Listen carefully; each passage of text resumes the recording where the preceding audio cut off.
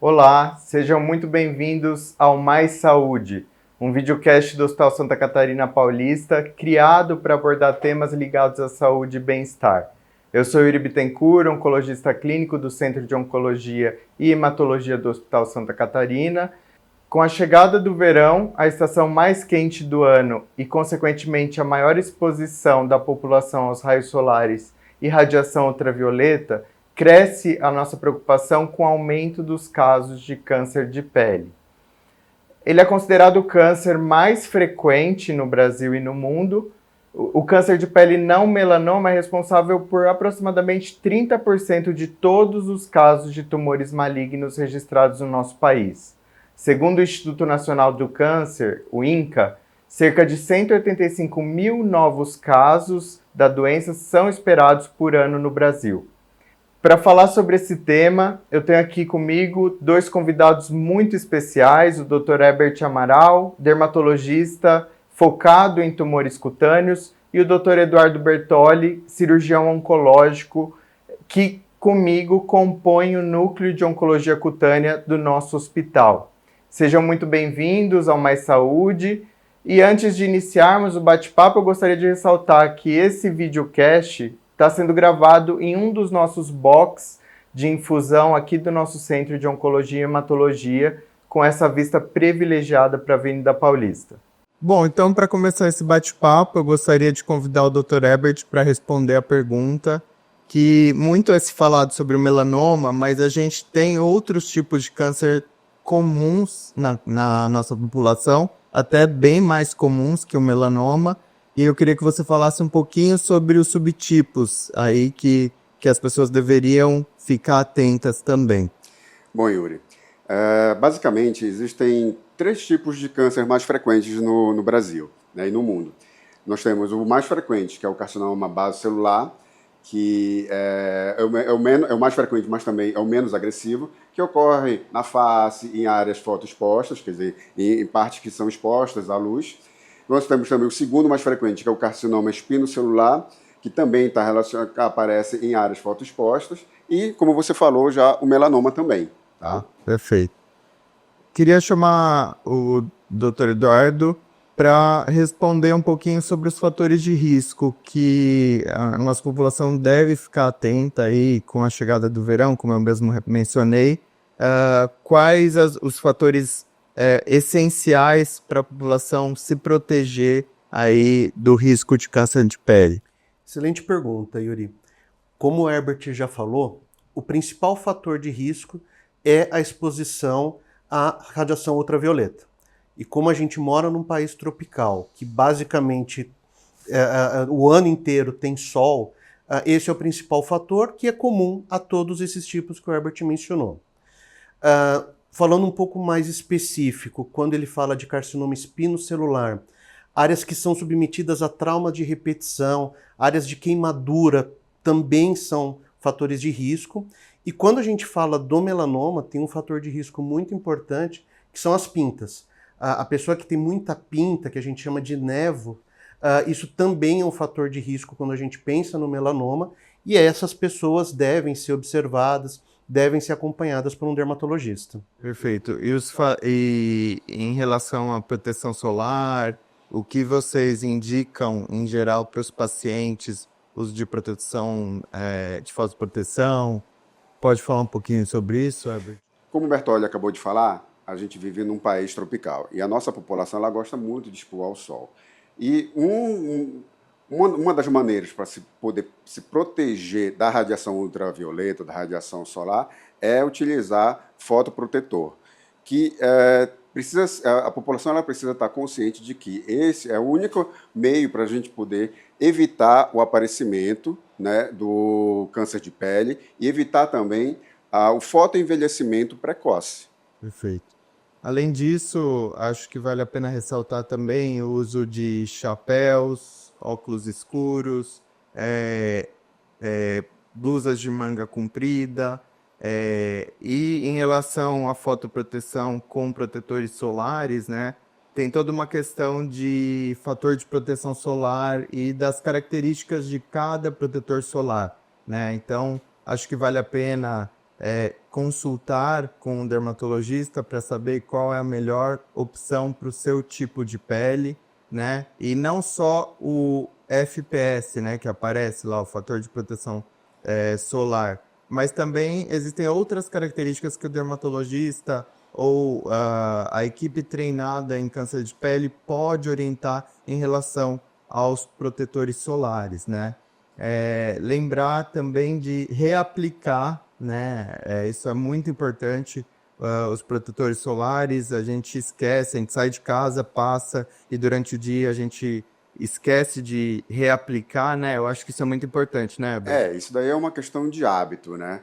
A gente precisa passar, a gente precisa aplicar o protetor solar e a cada 2 horas reaplicá-lo, tá? Para a gente poder estar protegido dos raios ultravioletas. Uma coisa que é importante falar também, que os raios ultravioletas, a gente precisa utilizar protetores solares que tenham amplo espectro, tanto quanto os raios ultravioletas A e B, tá? Para a gente poder estar totalmente protegido com relação aos raios ultravioletas do Sol. E lembrar também que um fator de risco importante é o subtipo da pele, né? A gente classifica como fototipos, né? Então, olhos claros, pele mais clara, cabelos ruivos ou loiros, pessoas que queimam muito facilmente a exposição solar. Essas pessoas elas estão sob maior risco de desenvolvimento de câncer de pele, né? E falando um pouquinho, só uma curiosidade que as pessoas têm também, que vocês podem falar, doutor, mas eu trabalho só no escritório, eu trabalho só na frente do computador. Neste caso, o que vocês orientam, Bertoli? O que você costuma falar para os pacientes? Isso é um ponto importante. A gente sabe que as luzes artificiais elas estão associadas principalmente ao envelhecimento precoce da pele e elas podem agravar algumas situações benignas, como por exemplo o melasma. Não existe nenhuma evidência de que a luz artificial, seja a luz de teto, seja a radiação que vem dos monitores, computador, celular, que isso esteja associado com o aumento da incidência de câncer de pele. De modo geral, o que a gente recomenda? Para a pessoa que tem uma exposição prolongada, ela pode se beneficiar do protetor pensando nessas situações, né? E claro, a pessoa que trabalha no escritório, mas que tem uma pausa para o almoço, que vai sair para ir em algum outro lugar, aí sim, aí ela vai ficar exposta à luz solar ambiente. Aí é importante nesses deslocamentos que ela use o protetor da forma que o Herbert comentou.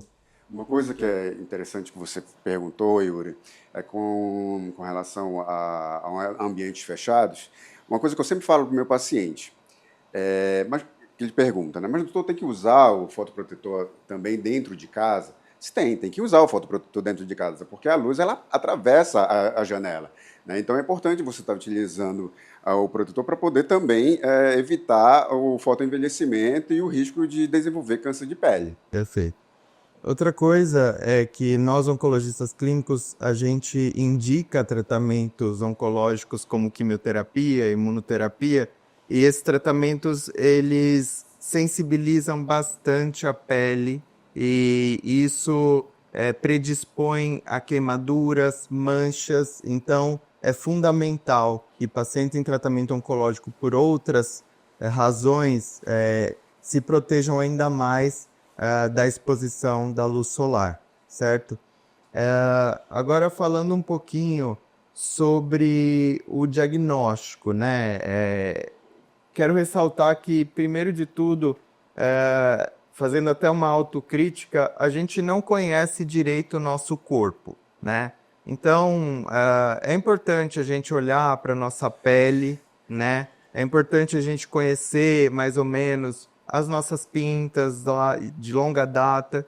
Por quê? Porque isso facilita o reconhecimento de alterações que podem desencadear uma investigação, que podem levar a uma consulta a um dermatologista, a um cirurgião dedicado a câncer de pele, né? E eu queria perguntar para vocês quais são os sinais de alarme para a gente motivar a investigação de um possível câncer de pele?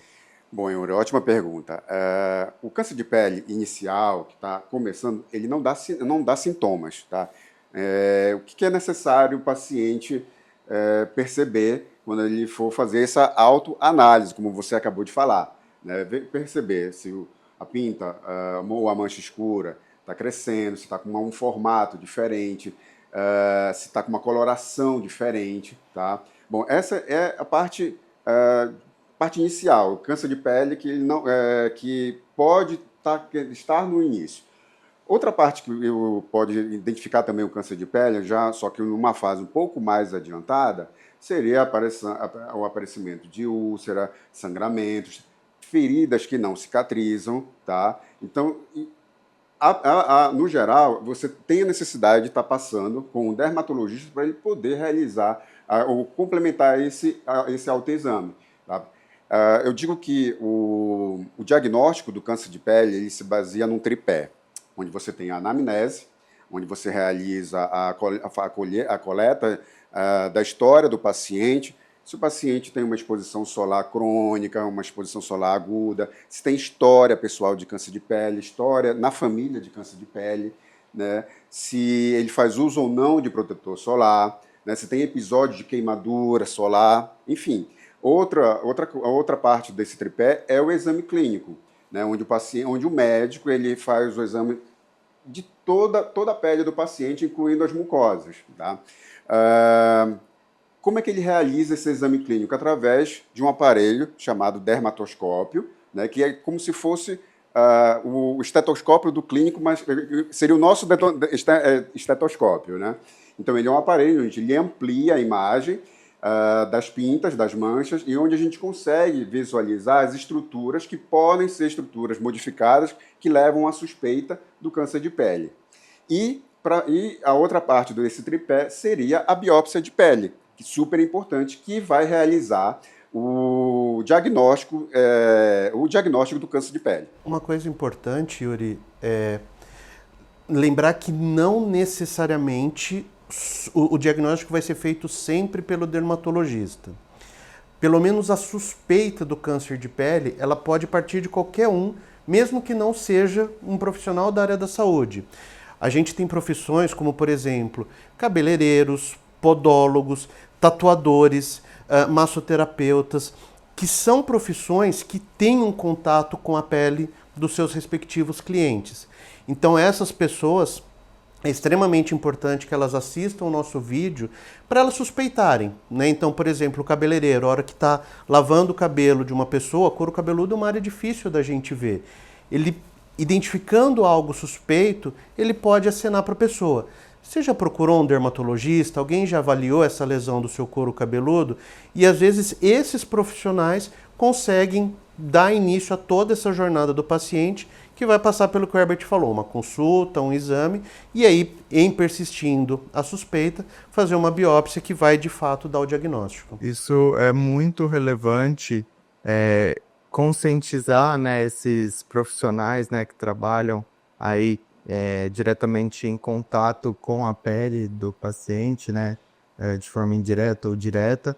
E outra coisa também é sobre a biópsia que a gente estava falando, né?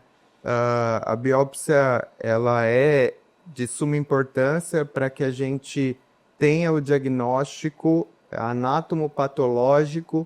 Eu costumo falar para os pacientes o nome e o sobrenome, porque isso vai ditar toda a nossa estratégia de tratamento a partir dali, né? E eu queria perguntar para o Bertolli, porque recentemente eu atendi um paciente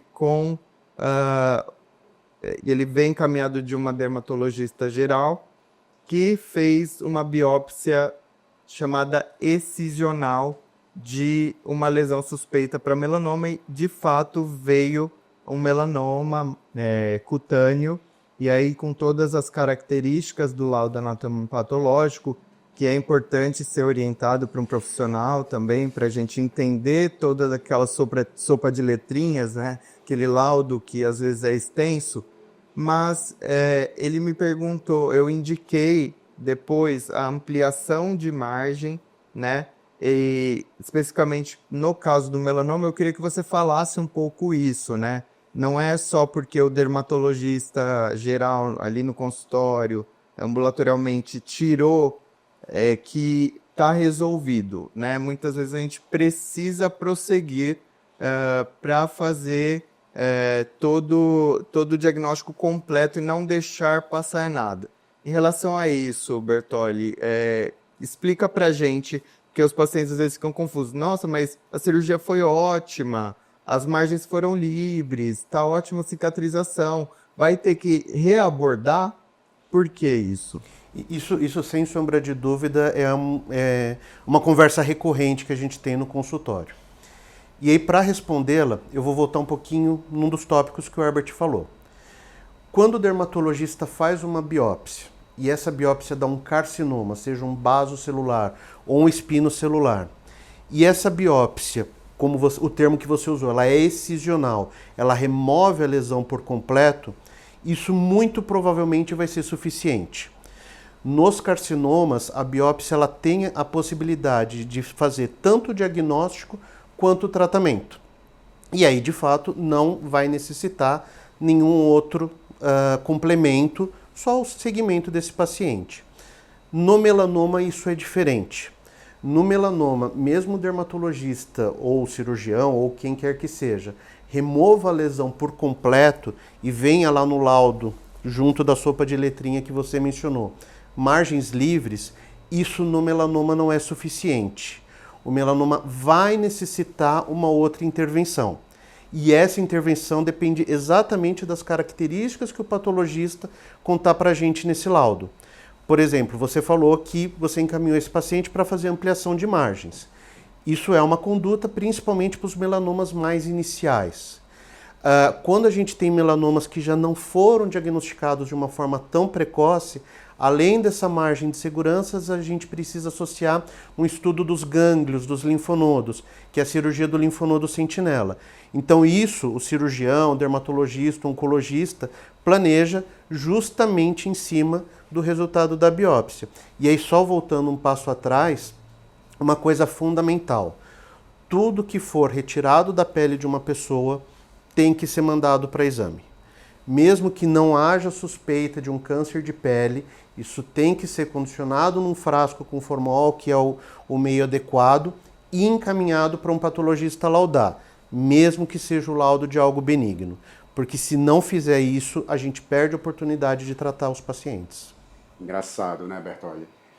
A gente está tão acostumado com protocolos, né, que isso acaba sendo tão natural para a gente, né, com relação aos passos para o diagnóstico, né, do carcinoma, do melanoma, que a gente precisa sentar no lugar do paciente e realmente explicar isso, né? Primeiro existe uma biópsia e que, dependendo dessa biópsia, você tem um outro procedimento, né? Então você tem que ter essa paciência, você precisa ter esse feeling para poder explicar para o teu paciente que pode ser necessário fazer um segundo procedimento para atuar no teu câncer de pele. Exatamente. Eu trouxe esse tópico porque eu acho de suma relevância, porque o dermatologista, enfim, é um cirurgião geral que não está habituado com câncer de pele, pode falar para o paciente, as margens estão ok. E, na verdade, não é bem assim e a gente tem que analisar caso a caso. Por isso, é importante consultar com uma equipe como a nossa, voltada a tumores cutâneos, né? Para orientar direitinho se é isso mesmo, se resolveu ou se precisa de algo a mais, para ficar tudo certo e a gente não ter problemas futuramente, certo? Em relação agora às cirurgias de carcinomas em áreas mais sensíveis, assim, áreas que, por exemplo, nariz, né, orelha, perto do olho, como costuma ser essa preocupação dos pacientes e os cuidados de vocês sobre a estética, né? Que isso também é uma coisa que é bastante trazida pelos pacientes no consultório. Mas eu vou ficar com alguma cicatriz, eu vou ficar deformado. Que cuidados a gente tem já disponíveis para a gente fazer uma cirurgia esteticamente bem feita e que não traga prejuízo para os pacientes? A primeira preocupação do cirurgião, do dermatologista, é com relação ao tumor, né? Então ele precisa ser retirado, tá? É lógico que o planejamento cirúrgico ele é super importante para que você possa ter um resultado tanto reparador quanto estético satisfatório em relação à cirurgia. Tá? Por isso que é importante você explicar para o paciente, se olha, a face é um local realmente que vai ficar uma cicatriz, mas eu sempre falo para o paciente, é aquela história, você está trocando um câncer de pele por uma cicatriz, tá? Mas eu costumo também dizer que, hoje em dia, a gente, que é dermatologista, os cirurgiões também, cirurgiões plásticos, enfim, preocupam-se com a estética da cicatriz em áreas fotoexpostas. Isso entra no planejamento cirúrgico. Não é verdade? O tema que você trouxe ele é importante porque o rosto é justamente a área que é mais exposta ao sol, logo mais sujeito ao aparecimento desses tumores. E como o Herbert falou, a nossa primeira preocupação é com a remoção completa do tumor, que é o que vai garantir que esse paciente está curado. Então, antes da gente pensar na reparação, uma estratégia que a gente usa nessas cirurgias é a avaliação intraoperatória de margens pelo patologista. O que significa isso? Existe um laboratório de patologia dentro do centro cirúrgico, onde essa análise é feita em tempo real. Enquanto a cirurgia está acontecendo, o patologista vai ver se essa remoção foi por completa, se existe a necessidade de uma ampliação. Isso é feito na hora, ele reavalia essa ampliação para garantir a remoção completa. E normalmente faz parte do time cirúrgico o cirurgião plástico, que aí sim entra a preocupação de uma correção que seja adequada, não só do ponto de vista estético, porém funcional também. Se a gente pensar em pálpebra, em asa de nariz, são áreas que desempenham funções muito importantes no nosso dia a dia. Então a gente tem esse cuidado também, remover por completo e depois garantir a melhor cicatriz possível. E uma coisa importante, depois o Herbert pode até falar também, a cicatriz não é uma coisa irreversível. Claro, a gente se cerca de todos os cuidados pensando a curto prazo, mas existe a possibilidade de tratamentos posteriores para melhorar o aspecto estético da cicatriz, né? Então, conforme o tempo vai passando, essas opções são apresentadas ao paciente e ele pode buscá-las. Existem opções extremamente seguras que não vão trazer nenhum prejuízo oncológico para o paciente, não é, Herbert? Sim, verdade. Você tocou num ponto bem interessante. As cicatrizes da face são as melhores cicatrizes do nosso corpo, entendeu? Então, com o passar do tempo, elas vão melhorando. É lógico que você pode associar isso a outros procedimentos estéticos, como laser, fazer uso de corticoides de média e alta potência para melhorar a cicatrização, clareadores, né, peelings, enfim, né, tudo isso pode ser utilizado depois que você realiza a cirurgia oncológica. Bom, como resumo, né, deste tópico, hoje, ainda bem, a gente evoluiu muito na parte cirúrgica, eles podem falar melhor do que eu, mas para entregar, né, a remoção completa do tumor sem um prejuízo estético tão importante, porque isso faz parte de qualidade de vida também, né? E falando um pouquinho sobre exames de imagem, né, que é outra coisa que os pacientes trazem muito ao consultório. Ai, doutor, eu quero fazer um PET scan, eu quero fazer uma ressonância, né? Porque ouviu falar na internet, então se sentem mais seguros se fizerem determinados exames sim ou não, tá? E eu costumo falar, né, e às vezes é difícil entender isso, que existe exames para cada situação. Caso o médico peça exames indiscriminadamente, provavelmente a gente vai achar coisas benignas, achados incidentais, que não mudam nada e que trazem muita ansiedade e preocupação. Sobre exames de imagem, nos tumores iniciais aí, o que vocês geralmente pedem, principalmente para melanoma, né, que é mais importante, Bertolli? Isso é muito importante. Para pacientes diagnosticados com melanomas em fases iniciais, a gente não tem a preocupação de que esse melanoma possa dar uma metástase, de que possa haver algum órgão interno acometido. Então, esse paciente, a gente vai fazer ampliação de margens, que a gente já conversou, e esse paciente vai fazer o segmento com o dermatologista, uma vez que o maior risco dele é de ter um segundo melanoma independente do primeiro. Já para pacientes onde o diagnóstico é feito em fases mais avançadas, aí sim a gente começa a ter essa preocupação e aí a gente começa a pedir exames de imagem. Isso varia de acordo com o grau do melanoma, existem inúmeras características que a gente leva em consideração. E aí o importante é o que você falou, que não é recomendado o paciente olhar na internet e ver qual exame que está sendo comentado. Existem exames que têm indicações precisas e que o médico que estiver atendendo esse paciente vai saber orientar. Como você falou, fazer uma série de exames, por vezes vai trazer mais dúvida, mais problema, mais ansiedade, do que de fato soluções e informações que possam mudar a conduta. Perfeito. Isso é muito importante porque a gente tem estudos, a gente tem diretrizes muito bem estabelecidas de quando pedir um exame, dependendo do risco do melanoma, né, com a suspeita de disseminação à distância, né, metástases. Então, o PET sim pode ser empregado, a ressonância pode sim ser empregada, mas a gente vai analisar caso a caso. Não é para todo mundo, a medicina não é assim feita um bolo para todo mundo, né? Então a gente tem que conversar direitinho e individualizar as indicações para não sair pedindo qualquer coisa e depois não saber o que fazer com aquilo, né?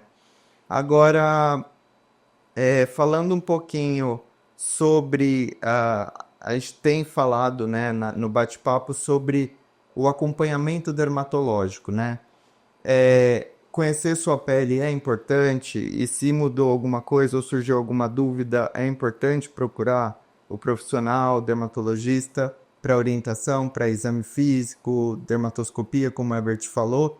Mas, mesmo se a gente não identificar nada, eu acho que é importante, assim como a mulher vai no ginecologista, né, as pessoas em geral vão num clínico geral, num cardiologista para cuidar da sua saúde de forma geral, a consulta dermatológica faz parte também do autocuidado e da rotina. E aí, para pacientes que nunca tiveram, né, histórico familiar ou histórico pessoal de câncer, mas querem fazer a sua rotina, de qual é a frequência que, em geral, vocês indicam para os pacientes? Bom, super importante a tua pergunta, Yuri.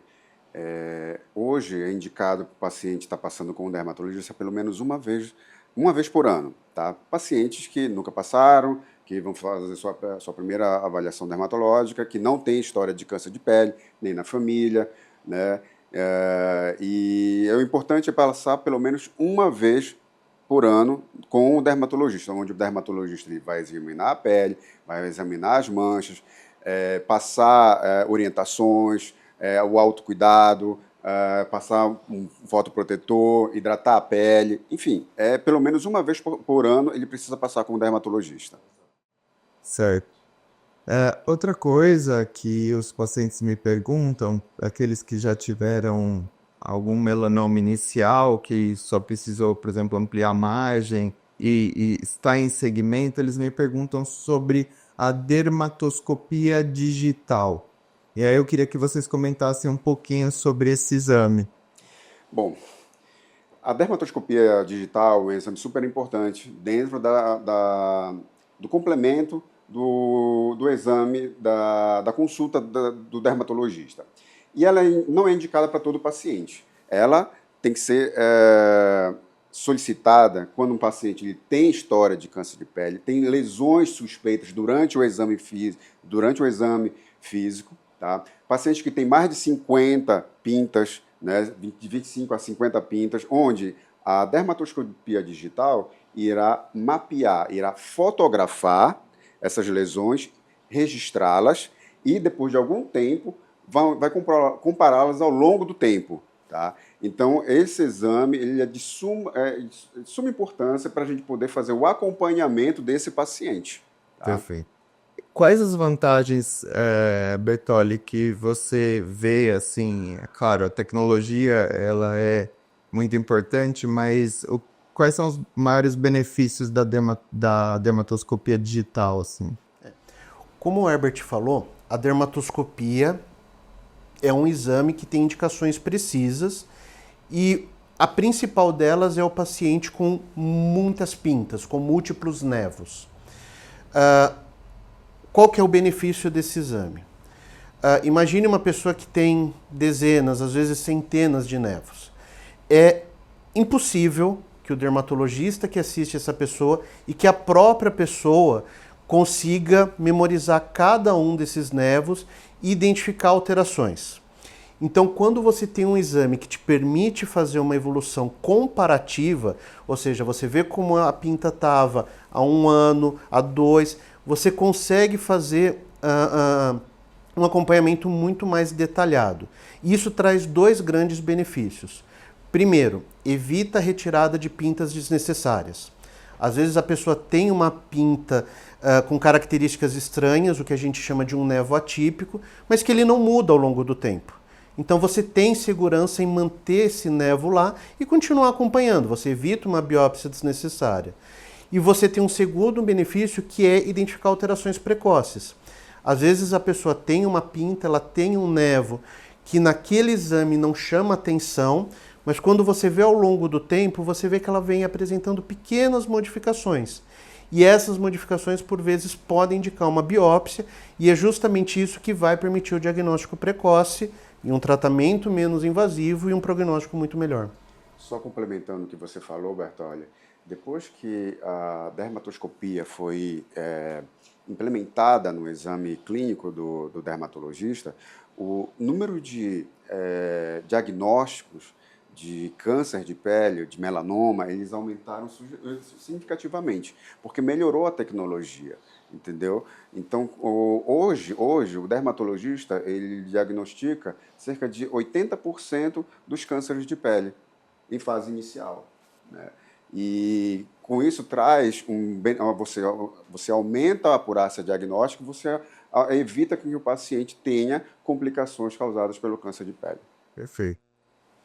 Então a gente tem falado muito sobre procurar precocemente profissional capacitado em oncologia cutânea para que a gente faça um diagnóstico precoce, para que a cirurgia seja menos extensa, né, que a gente fala em morbidade, e menos prejuízo estético e maior chance de cura, né? Então todo o nosso bate-papo é sobre prevenção, em primeiro lugar, consultas de rotina regularmente para a sua saúde e diagnóstico precoce para que não precise fazer grandes coisas ou não, a gente não, infelizmente, diagnostique em estágios muito avançados, né?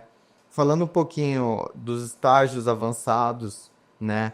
A gente hoje mudou completamente o cenário do tratamento dos cânceres de pele, de forma geral, né, com a incorporação da imunoterapia e das terapias-alvo, que trouxeram um ganho muito expressivo a longo prazo, né? A gente teve apresentação aí nos congressos internacionais de múltiplos trabalhos, já com segmento de 10 anos até, com o uso da imunoterapia, mostrando que esses pacientes continuam bem, né? com 10 anos de segmento, né? E isso era uma coisa impensável antigamente, nos anos 2000, que a gente só tinha realmente quimioterapia, né? Que é inespecífica, né? Ela só destrói células em replicação, né? E com esses adventos da imunoterapia e das terapias-alvo, a gente mudou completamente a história do câncer de pele, melanoma e também não melanoma, né? É claro que, felizmente, principalmente para os carcinomas basocelulares e espinocelulares, vai ficar na mão do cirurgião oncológico e do dermatologista, então, felizmente, a imensa maioria dos casos nem vai conhecer um oncologista clínico, mas em alguns casos é necessário sim um acompanhamento conjunto desses carcinomas com um oncologista clínico, né? E Bertoli, em geral, quando que você identifica um CBC, um SEC, né, os carcinomas, e pede o acompanhamento em conjunto para que o oncologista possa agir, e também não esquecer do radioterapeuta também, que compõe a nossa equipe multidisciplinar. A gente tem falado nesse bate-papo sobre a importância do diagnóstico precoce, mas a gente sabe que, infelizmente, ainda existem os casos onde isso não é possível e o paciente chega já com uma lesão avançada. E aí, pensando nos carcinomas, lesão avançada é aquela que talvez até possa ser operada, mas isso vai acarretar uma mutilação, uma sequela irreversível, por exemplo, uma amputação de um membro, né? Então, como você falou, hoje a gente tem a possibilidade de evitar essas cirurgias maiores, de evitar essas mutilações, graças aos tratamentos novos que você falou. Então, esse é um doente que hoje, mesmo a cirurgia sendo possível, eu não considero isso como a melhor opção, pelo menos num primeiro momento, e encaminho para conhecer o oncologista. E aí, claro, existem os pacientes que vão se beneficiar a ponto de não precisarem da cirurgia, que é o que a gente torce, e existem aqueles que talvez precisem de uma consolidação, né, que pode vir com a cirurgia ou com a radioterapia que você falou, mas aí já uma cirurgia talvez menos mórbida, menos extensa. Então, digamos assim, a palavra-chave disso é multidisciplinaridade. O paciente não é do dermatologista, do cirurgião ou do oncologista. É todo mundo agindo em conjunto. Até porque esse paciente que talvez passe com o cirurgião não indique a cirurgia, passe com o oncologista indique uma imunoterapia, talvez ele responda, mas ele tenha um efeito colateral desse tratamento, como por exemplo um ressecamento da pele. E aí ele vai voltar para o dermatologista para manejar esse efeito do tratamento, para ele tolerar e ele ter o maior benefício possível. Então não é uma coisa linear, é uma coisa cíclica. O paciente fica passando conforme a necessidade com cada membro do time. E ressalto mais uma vez, né, reforçando o que o Bertoli acabou de falar, que um serviço como o nosso, que tem um núcleo de oncologia cutânea, que a gente consegue fazer esse intercâmbio e essa conversa muito fluida, né, e que tem as tecnologias necessárias de exame de imagem, centro cirúrgico equipado, né, radioterapia. Então, isso faz total diferença no desfecho do paciente, tá? Porque não adianta sair operando todo mundo, não adianta sair indicando imunoterapia para todo mundo. Então, a gente tem que pensar em conjunto. A oncologia, a medicina em geral, né, não é uma ciência exata. Então, a gente precisa desse cuidado multidisciplinar e os pacientes, eles ficam sendo acompanhados, né? A gente... igual o Bertoli falou, às vezes chega pacientes com carcinoma espinocelular, que a gente fala localmente avançado ou avançado, né, já com gânglios comprometidos, etc. E aí eu começo a imunoterapia, a resposta dele é brilhante, né?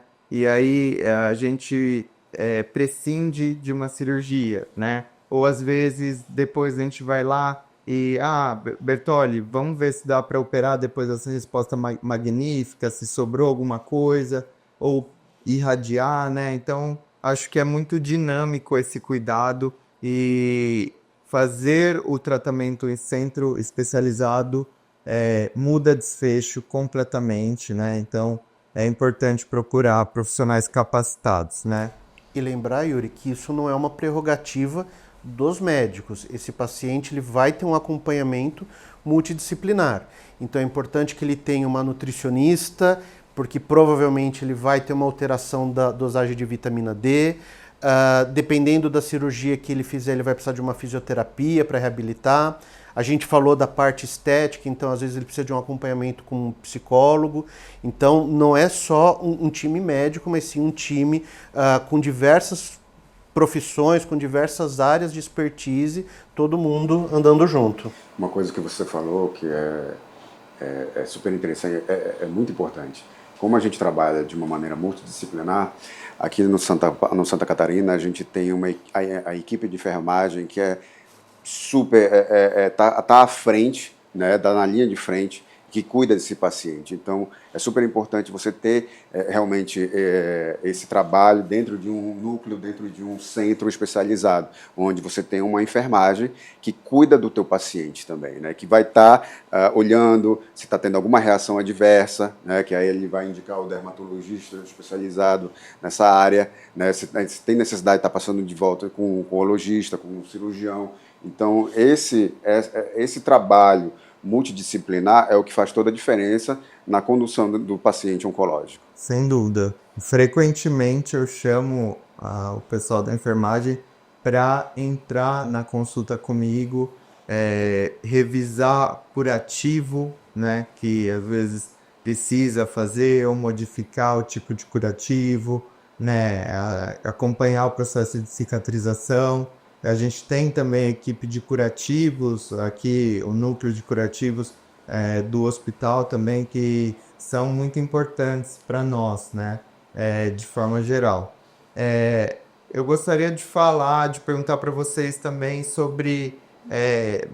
a gente está ouvindo falar muito de predisposição genética ao câncer, né? E isso vem sendo estudado e vem sendo cada vez mais amadurecido, principalmente em melanoma, né? A gente vê, às vezes, famílias com histórico de melanoma ou outros tumores relacionados a alguns genes, né? E sobre isso, Bertolli,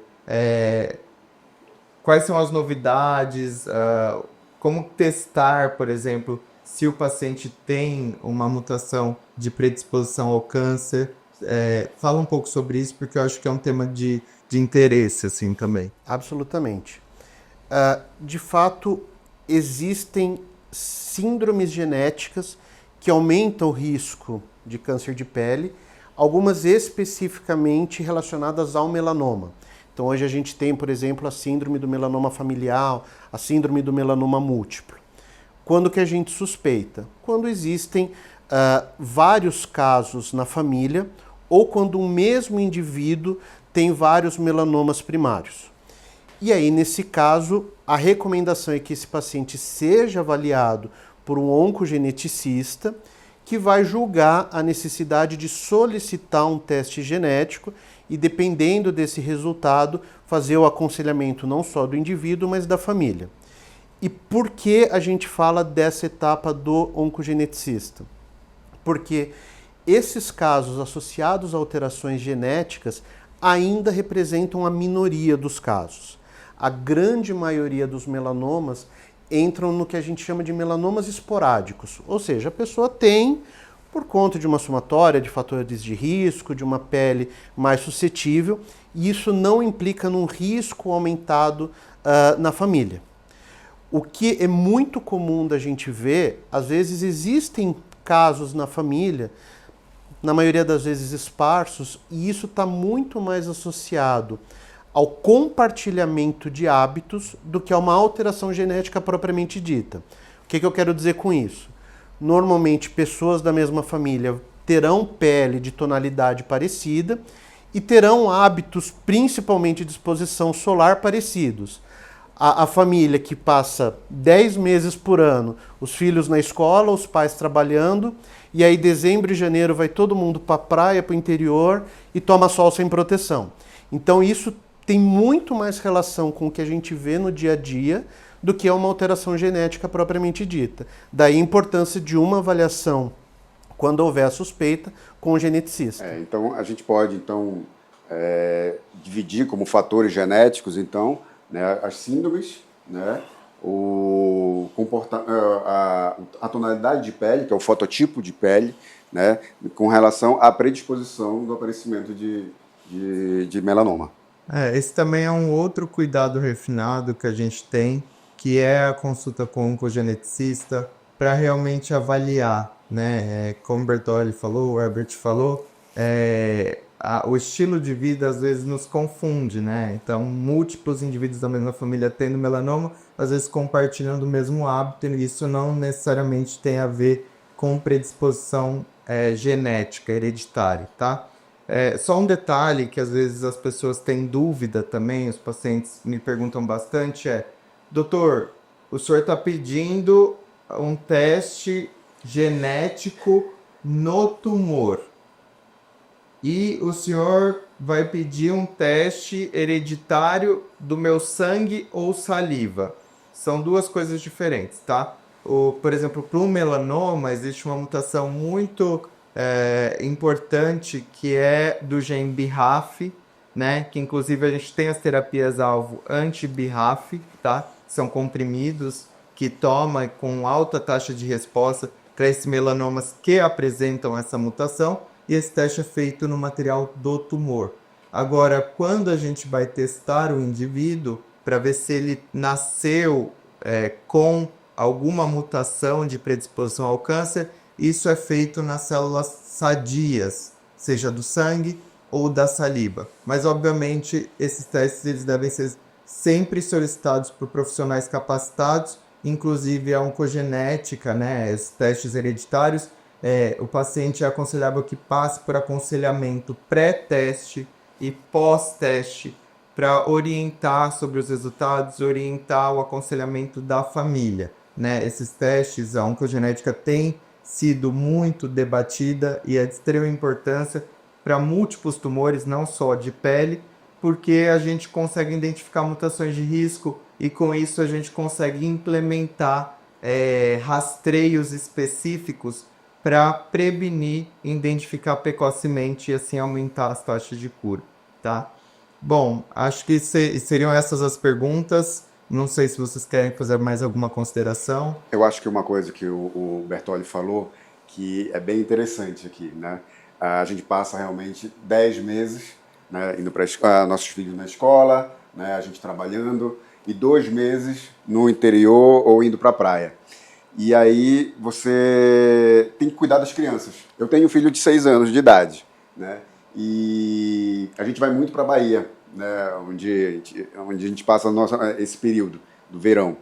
E lá eu tenho cuidado, isso estou falando com relação ao cuidado com relação às crianças, né? Porque essa é a fase onde, inclusive, elas têm mais exposição solar durante a vida toda, né? Então, é uma tarefa, cuidar da criança, né? Protegê-la dos raios ultravioletas, protegê-la do sol, é uma tarefa multifacetada, onde você tem que passar protetor solar adequado, você precisa colocar as roupas de proteção UV, né? Que são roupas que bloqueiam ou absorvem a luz UV, né?